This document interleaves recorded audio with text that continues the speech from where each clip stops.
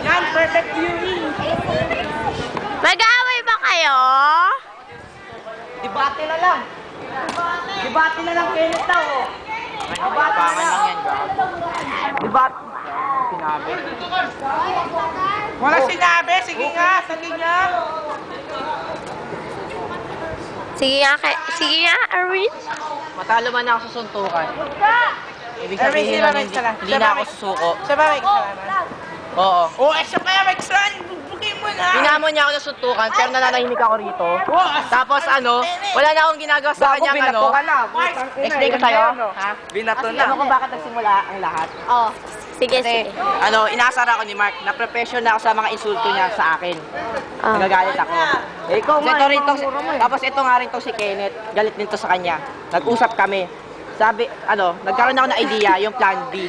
Nintik na plan B yan.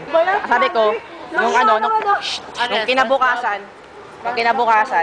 nun nga, sa MAPE, napansin ko pala na mabait pala si Mark talaga. Ibig sabihin, sinusubukan na ako sa mga mura niya.